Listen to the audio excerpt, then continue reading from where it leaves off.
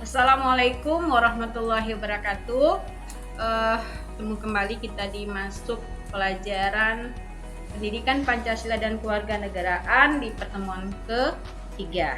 Ya, minggu lalu kita ada membahas tentang hubungan struktural dan fungsional pemerintah pusat dan daerah, kedudukan dan peran pemerintah pusat.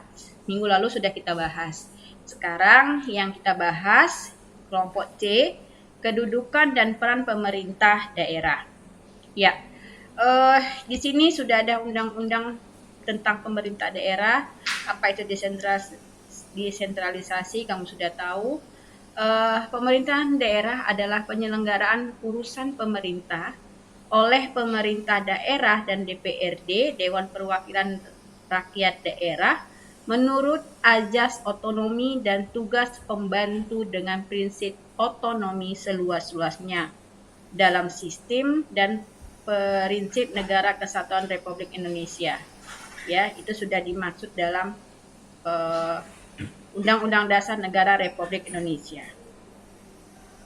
Ya, di pasal 18 B ayat 1 Undang-Undang Negara Republik Indonesia tahun 1945 yang menyatakan bahwa negara dan mengakui dan menghormati satuan-satuan pemerintahan daerah yang bersifatnya khusus atau bersifat istimewa yang diatur dengan undang-undang. Jadi kalau misalnya ada rumah-rumah atau tempat yang bersejarah itu diatur di dalam satuan pemerintahan daerah yang bersifat khusus. Jadi sudah ada undang-undangnya. Ya. Yang ketiga, kepala daerah dan perangkat daerah.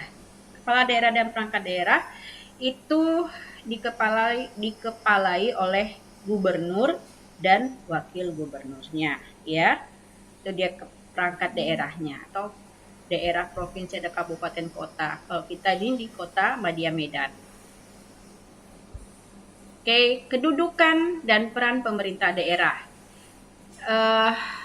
DPRD, ya, karena pemerintahan daerah. Dewan Perwakilan Rakyat adalah lembaga rakyat daerah yang berkedudukan sebagai unsur penyelenggara pemerintahan daerah. DPRD dibagi dalam DPRD provinsi dan DPRD kabupaten kota.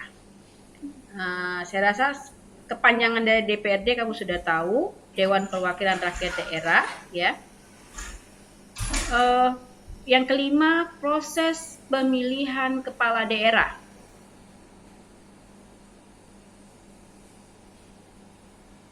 Ya, tahun 2020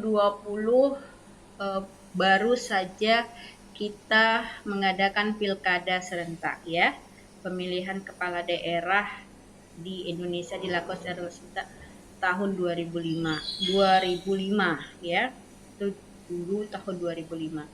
Melaksanakan amanat dari Undang-Undang Nomor 32 tentang Pemerintahan Daerah pasal 24 ayat 5. Ya. Jadi kepala daerah ini adalah wali kota dan wakil wali kota, itu ada gubernur dan wakil gubernur, dan nanti di pilkada.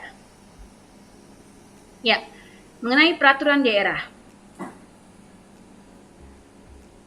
Peraturan daerah atau disingkat dengan Perda. Peraturan daerah tidak boleh bertentangan dengan ketentuan peraturan perundang-undangan yang lebih tinggi kepentingan umum atau kesusiliannya, ya. Di sini maksudnya peraturan perundang-undangan itu dia harus lebih tinggi dibandingkan dengan yang lain. Kepentingannya lebih tinggi, harus kepentingan umum, ya. Itu dia. Oke, yang ketujuh, keuangan daerah, kedudukan dan peran pemerintah daerah. Ya, keuangan daerah. Oke. Ya, di sini gambar banyak sekali uang ya.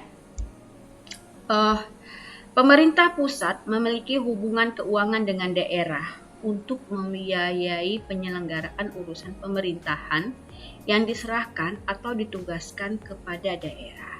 Ya, misalnya ada pilkada, ya, itu dari pusat sekian untuk keuangannya, biaya untuk penyelenggaraannya.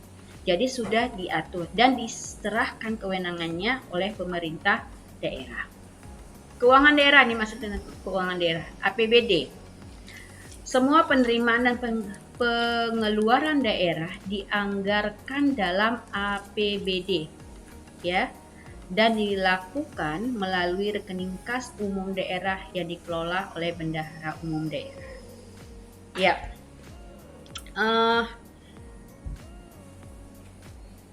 sebagai tambahan ya, seorang kepala daerah ya, dia yang oleh kepala pemerintahan daerah yang disebut oleh kepala daerah untuk provinsi itu disebut apa? Ya, benar, gubernur ya. Untuk kabupaten disebut bupati ya. Saya ulangin ya. Untuk provinsi itu dikepalai oleh gubernur, untuk kabupaten bupati, kepala daerah, untuk kota itu wali kota, ya, itu nanti ada strukturalnya. Nanti kamu bisa juga kamu kerjakan di dalam tugas yang akan saya berikan. Silahkan kamu lihat Google Classroom-nya ya. Assalamualaikum warahmatullahi wabarakatuh.